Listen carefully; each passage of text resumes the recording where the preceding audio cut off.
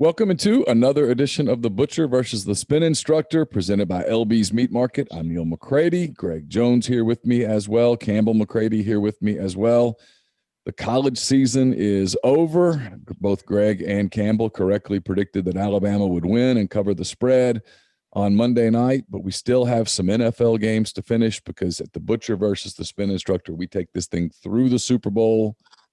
Because the NFL playoffs, we'll start talking about some food here soon because the NFL playoffs, it's a good time to break out some tailgating type stuff, some fun stuff on the grill. Great weekend of games this weekend. We'll do the 2-game Saturday, 2-game Sunday. We'll be back next week to pick the NFC and AFC championship games, and then we'll take a weekend off, and then it'll be Super Bowl Sunday.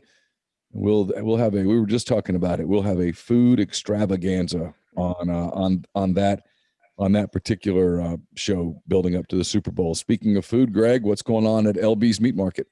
Well, I mean, it's that first couple of weeks in January, so it's kind of slow around town. So, and the weather's kind of hurting your opportunity to go out there and, fire the grill up. But, it's still pretty busy weekend we got in store. I've got plenty of fresh fish coming in yesterday, and we're actually filming this today. So I'm used to saying on Thursday, but this is Friday. So, but yeah, no, just store's going to be ready to go this weekend.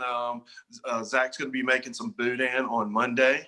Just your basic stuff. But it looks like the next episode we're going to have is going to be like a food extravaganza, and then we'll pick a game that's being played on top of it. So I had the sausage that you gave me the other day. There was the spicy ribeye with pepper jack cheese. Yeah, that was just fantastic. You guys just kind of keep one-upping yourself on the sausages. That pepper jack cheese, it was spicy, but it wasn't like overpowering. I like spice. You can't really. Campbell knows this. I put jalapenos on everything, but it was. Yeah, I mean that's just the kind of the basic difference we do between just the regular ribeye sausage and the spicy ribeye sausage. So the regular ribeye sausage is just going to be very basic. It's going to have the green onion, the mushrooms, sun-dried tomato, garlic, and Hoover sauce. And then the spicy ribeye is going to be basically the same thing. We take the mushrooms out. We just do green onion, sun-dried tomato, garlic, and then the hot giardiniera. And then what you had last week, we got some high temperature pepper jack cheese. So that means the cheese doesn't melt whenever it's being cooked at a particular temperature. So it actually stays in form. So you get some little good cheesy bites in those sausages. Yeah, it was exceptional. I cannot recommend it highly enough. It was really, really good. I used to go in there and just get the chicken jalapeno and walk away perfectly happy. And my arsenal of sausages has broadened over the last few weeks. Let's put it that way. Yeah, we're gonna do the buffalo bacon chicken sausage with that high temperature pepper jack cheese on Monday also. So kind of a little twist on the chicken jalapeno. Campbell, you're back up at Arkansas. You started classes on Monday. I think you've had one or two in-person classes this week. Is that right? I've had two. Two in-person classes. Was it crazy to get back around people for the first time? It was weird because they were like numbers on the chairs, and you can only sit in the numbered chairs, because you got to be socially distanced. I think there was like 13 people in person in my finance class, but there's like 50 in the class. So you go in person once and then then I go virtual 2 days. Gotcha. And then another group goes in while you're virtual. So I have management and finance in person. It was nice. Yeah, I'm as someone who helps pay for it, I'm glad you're getting in-person instruction. I think that's a positive thing. I know it's probably too early for tests, so it's a big party weekend in Fayetteville, or is everyone's really respecting the protocol? Oh yeah, we're definitely abiding by the guidelines very strictly. I make sure to wear a mask everywhere I go. So okay, I'm sure you do. I'm sure. All right. Last weekend, you guys, you both did okay. You both went 3-4 with the games. You kind of slogged through the NFL. You both picked up on Monday night. You got the college game. So, Greg, you're 60-63 for the season. Campbell, if this were a baseball race, you would already have the little X by your team name because you would have clinched it. So this is all about legacy from this point forward. Greg can't catch you. You're 72 and 51. Congratulations on your championship here in year one of the competition. Honestly, I'm shocked. I think we all know I literally have no idea what I'm doing. So she definitely paid for school this semester. That's for sure. Yeah, we should have put 100 on every game. We'd be in good shape. All right, so we got 4 games this week, guys. So Greg's goal is to get over 500 for the year. Campbell, your goal is just to blow it out. Why not? So we'll start here. The Los Angeles Rams, a 6.5 point underdog at Green Bay. This is an NFC divisional playoff game. The Rams, a winner last week in Seattle, kind of an upset in Seattle. Greg, you called that one. Campbell, you missed that one. The Rams' reward is a cold afternoon at Lambeau Field in Green Bay, Wisconsin, against the hottest team in the league. Greg, what do you think? This game can go either way. I mean, the way Aaron Rodgers has been playing, it's just hard not to take him and, only, have to give up a less than a touchdown. But that Rams defense is pretty staunch. And I don't know the status on Jared Goff's finger that he just got a couple pins put in the last couple of weeks. So, who knows? But if Green Bay gets up 14-0 early and the Rams don't answer a quick touchdown, this game could really get out of control really quick. But there's a reason why the Rams are in this game, and that defense is pretty solid. But just it's hard to bet against Aaron Rodgers right now on the way he's played this year. So I'm gonna go with the Green Bay Packers. All right, Greg's going to take Green Bay and lay the 6.5. Campbell, what do you think? Well, I'm going to agree. I have found a new approach to my picks. I can no longer say that my friend goes there or whatever, but I am a huge Bachelor fan. And Aaron Rodgers' brother is Jordan, who is engaged to JoJo, who's my favorite Bachelorette. So we're going with them for that reason. And he's good. So, he is good. He is very. So it's not a completely stupid pick there. No, I mean, it never surprises me, these angles that she gets. I mean, and like I said, I don't see why Green Bay doesn't win by 3 touchdowns now, for sure. Yeah, and Aaron Rodgers, not only is he good, he's going to win the Most Valuable Player award this year. He has had an exceptional season. And he has a brother on the Bachelorette. So, lots going for the Rodgers family. So I like it. He was actually in Oxford one day, like a few weeks ago. Yeah, he's part of the SEC Network crew. Yeah, he was there. Yeah. I thought that was cool. All right, we'll stick to the we'll go to the AFC now. It's the Baltimore Ravens at the Buffalo Bills. This is a Saturday night game in Orchard Park, New York. Decent chance of snow in Buffalo for this game. The Ravens, a 2-point underdog in Buffalo. Campbell, you're up. Well, I might take another Bachelor approach to this one, but you also said it's supposed to snow in Buffalo, and the quarterback for the Ravens has never played in the snow. That is correct. Lamar Jackson's never played in the snow. So that might, cause some problems, but also I'm going to go ahead with my other Bachelor approach here. One of my favorite contestants from one of the Bachelorette seasons is from Buffalo. So his name's Jason. So for that reason, I will be going with the Buffalo Bills. Wow. Look at this, Greg. This is major preparedness this week on the part of Campbell McCready. No wonder she's winning. Wow. What do you think? I just can't say anything other than I like the Bills too. I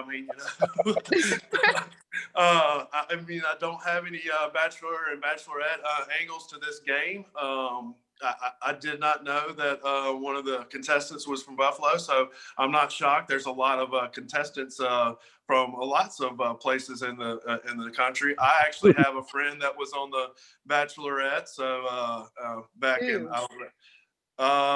His name was Travis, and I forgot what season it was, but he was the one that gave the egg to her. He was the egg guy.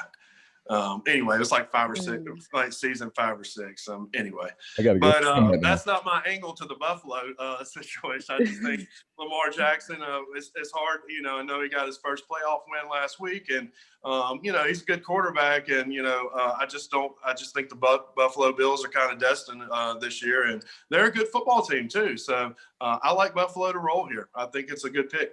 Yeah, I do too. I like both of y'all's picks there.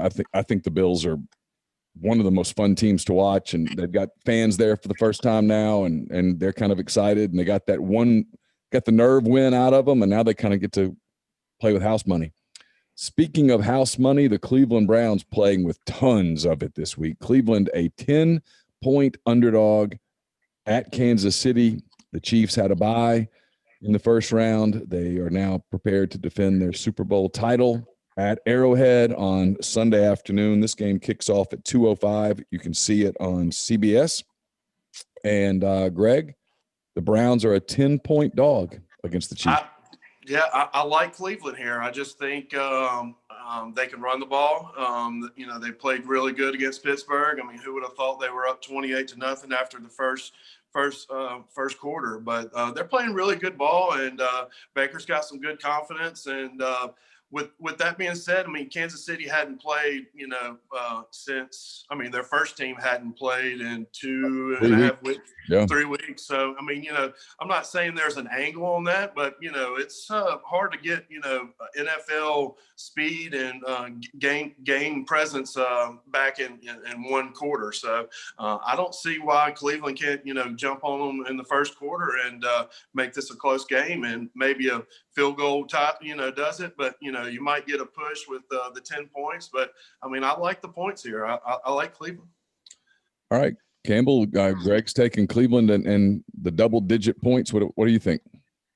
I'm going to have to agree with him. We've now agreed on 3 games. So this never happens, but yeah. This never happens. But I'm going to go with, I think I picked last time them because of the Progressive commercials. So I'm going to do it that same thing. I like the commercials. So I like the Browns. You got the Browns last week on the commercial angle, and they covered for you, and not only covered, they won the game outright. So here they are. I got to stay loyal to my picks. Those are great commercials. They never get old. They keep adding new ones that are really good. Whoever came up with that ad campaign deserves, because now I know Progressive right away. If you ask me insurance, I think Progressive because of Baker Mayfield. All right, the final game of the day, the one that Fox has to be absolutely thrilled that they're getting, because this has TV ratings bonanza written all over it. 5:40 p.m. on Fox. It is the Tampa Bay Buccaneers, fresh off their win over the Washington football team, versus the New Orleans Saints, fresh off their win over my Chicago Bears. It's the Bucs and the Saints in New Orleans. Tampa Bay, a 3-point underdog, Campbell. Well, you said the Saints have already beaten Tampa twice this year. That's correct. And I don't see why they'd change it up and lose the third game. So for that reason, I'm going to pick the Saints, because they seem to be, I don't know why they lose this game after beating them twice. All right. Do you know the 2 quarterbacks in this game? Do you know the names of the 2 quarterbacks? No. Okay. The country will be watching to watch Tom Brady of the Bucs versus Drew Brees of the Saints. Campbell's not as interested in, neither one of them were ever on The Bachelor, Craig.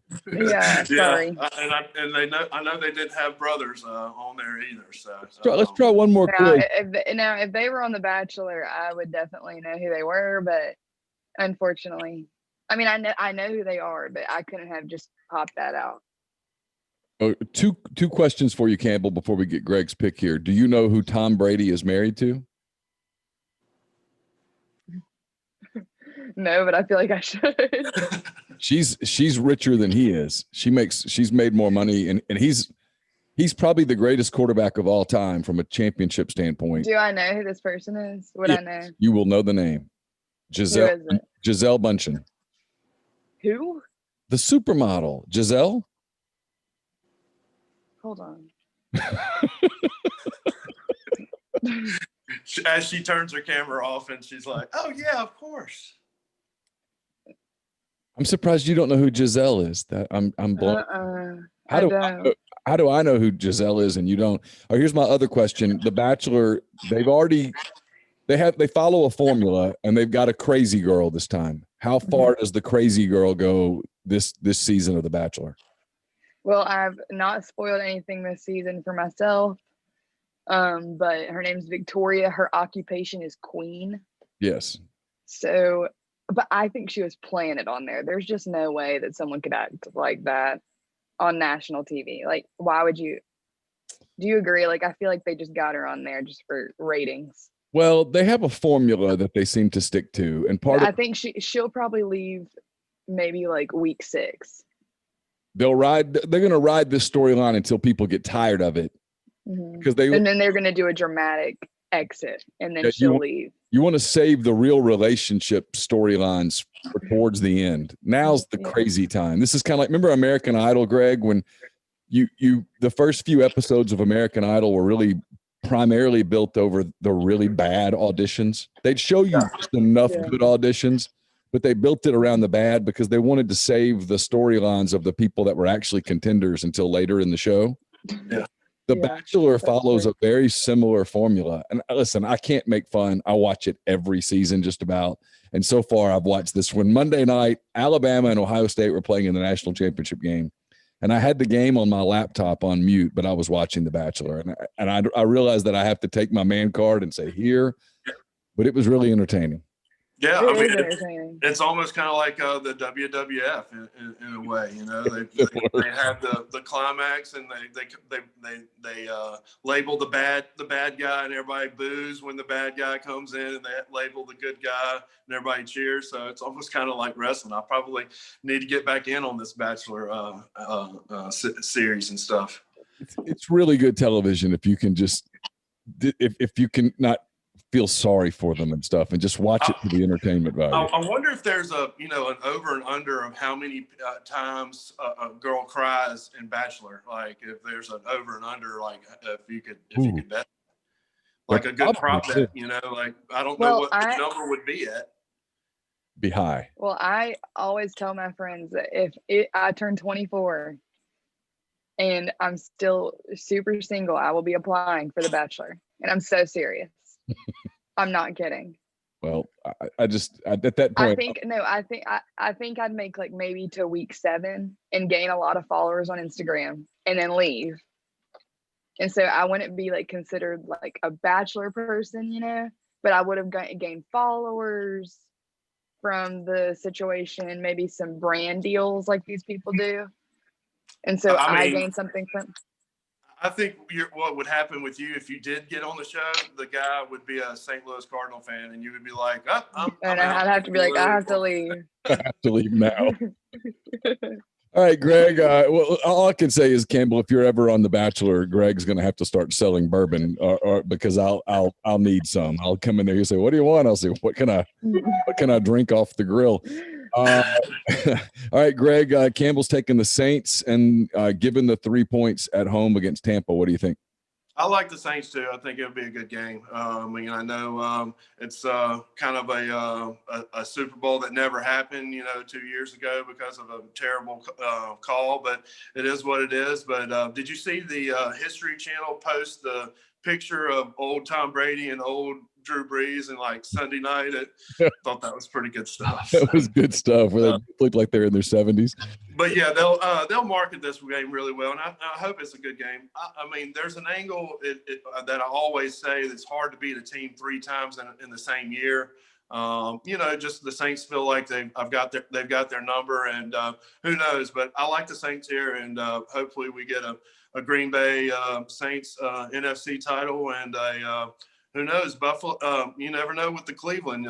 They're playing good ball. They could probably sneak up and get a win in KC. So it's going to be an exciting NFL, playoffs. And can't wait for the Super Bowl to where we can talk about food and the extravaganza of eating at a Super Bowl party. Absolutely, we look forward to that. So, real quick, Greg, before we wrap up, tell the people how they can get in touch with you at LB's. Always call the store, 662-259-2999. We also have Instagram and Facebook. We try to check that as much as possible. But, we'll have a couple deals this weekend going on. I think I'm going to do $2 off on that 2-pound porterhouse for the steak for $2. It's a really awesome cut.